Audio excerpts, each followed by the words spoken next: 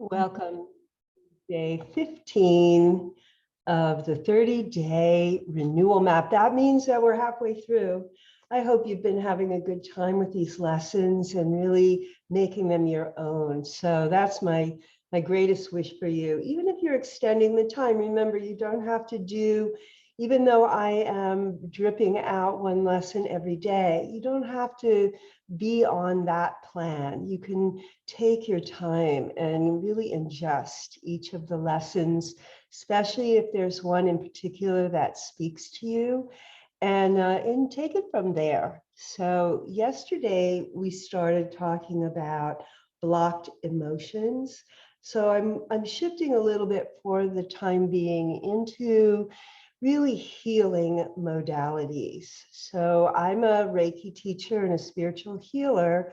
I also do cranial sacral therapy. All three of those modalities work with the energetic system, even the Alexander technique, because the Alexander technique is a hands-on technique. And so as a teacher, I begin, or we all begin, to really listen for energy, and particularly for blocked energy in the body. It's almost as though my hands intuitively are guided to the places that we're holding, that my client is holding stuck energy. So today I wanted to share with you something that I actually first learned about in a book called Ask and It Is Given by Abraham Hicks. Abraham is a channeled entity and channeled by Esther Hicks. And it's very popular. It's been very popular in the law of attraction movement and the law of attraction coaching. So let me just explain a little bit about the law of attraction. So very simply put, we are attracted to the thoughts, feelings, and actions that we've already been doing. It's kind of a default energy of the ego structure to feel safe, to feel like we want to do things the way that they've always been done. But what happens if you have some blocked negative energy in your body from a previous shock or trauma that you've experienced? Remember, trauma can start from the most seemingly minuscule experience. It's just how we, especially as children, understood those experiences and internalized them. Very often, children before the age of 7 internalize especially negative energy or anger from adults, and certainly, abuse, anything more challenging than even, raising one's voice. But the child often thinks that they're responsible for the parents or the older person's actions, and they get confused. They hold on to that energy, and it's been determined that that energy can be held on to for decades, really one's whole life. So part of your healing process is to be able to start to identify those blocked emotions in the body.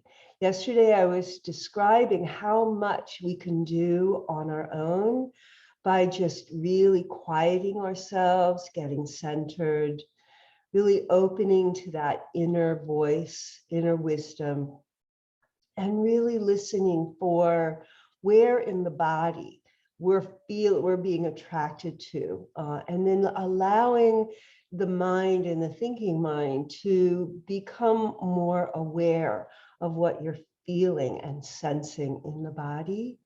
So this is also, by the way, one of the cornerstones to meditation and mindfulness practices. The idea with mindfulness practices is we become very present to ourselves in this moment now. And that whatever starts to kind of bubble up is okay.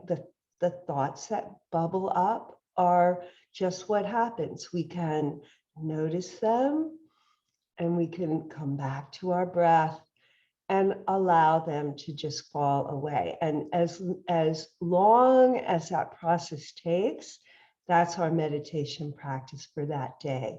Whether it's 5 minutes, whether it's 20 minutes, whatever you choose to be really listening and going very deeply into your own inner wisdom. So that's where you're going to connect with source. That's where you're going to connect with the higher energy. So that's what I wanted to talk about today. I want to introduce you to what we call the emotional scale, which once again, I learned originally from Esther Hicks. And I hope this, this chart is not backwards, but if you can see the chart, I think it is backwards actually. So I'm going to put this as a PDF in the download so that you can see it. But what we want to do is start to rise on the emotional scale. In other words, bring our vibration up. I'm going to just state a few of the very, very lowest vibrations. She's got 22 of them. So the lowest vibration possible is the vibration of fear, grief, depression, despair, and powerlessness.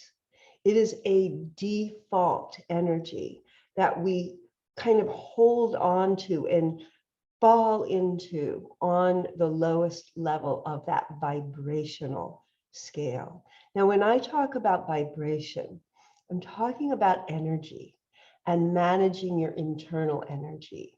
So we beings, all things are energy. Everything is energy. If we like opened the body to what it really is on the quantum level, on the micro level, we would be kind of, open clouds of space. And there's a lot of space between each of the molecules. So if you think about the atoms in the body, we're like huge expanded spirit beings, but we condense, we densify, and we feel ourselves and recognize one another as, tangible material beings standing and walking on the earth. And that's a good thing too. So I'm diverging a little bit from the energetic plan, but just to speak about energy and become more aware of your vibration. That's what today's lesson is. And I really can't emphasize enough at how incredibly valuable it is to practice raising your vibration. So now I'm going to go up the scale a little bit. We have insecurity. A little higher than that is jealousy. Higher than that is hatred. Hatred is higher than jealousy. More high vibrational energy. Revenge is higher. Anger is higher. Discouragement, blame, worry, disappointment, overwhelm, frustration is right about in the middle of the chart. Irritation and frustration and impatience. They vibe right about the level of the 10th on the emotional scale. Then we start moving up and really holding a higher energy. First, pessimism, boredom, and then we start to move into the beautiful energies that we want to really start being able to hold. Now, if you're already doing that, power to you, because life happens and a lot of things happen in life that, really shoot us back down into that depression or grief or fear. So you want to keep rising your vibration as much as possible. We have contentment, we have hopefulness, optimism, positive expectation and belief, enthusiasm, eagerness, and happiness. Passion is number 2, and the highest vibration is joy, appreciation, feeling empowered and free, and being love. So just hold with that energy with me for a few moments. Breathe it in, take it in, and allow yourself to imagine what it must feel like to even raise your emotional vibration a little bit. Say you're waking up, at 5 in the morning with kind of a niggling negative thought. See if you can take that into the body and not take the thought into the body, but come home to your body and see if you can come more fully into the present moment, because those thoughts are often about the past, their fear, their worry, their concern, their anger about the past, or maybe their worry and anxiety about the future. Could even be financial, could be yourself or your children's health. So we're often in that realm of worry and despair and concern and irritation that comes from those kinds of emotions. We want to bring ourselves present, feeling the sensations, really coming fully aligned, fully present with your own true sourced energy, so that you're not falling into those default vibrations. And then start to see if you can just raise your vibration one little bit and see what that, just feel and see, taste and smell what that might open up for you. I know sometimes it's a very tall order. I want you to really make this piece your own. This is more intangible aspects of our renewal, and they will ultimately take you on a journey of more and more peace and more joy and appreciation, and ultimately being connected to compassion and love, first for yourself and then for others. Okay, this is Diane. Take care.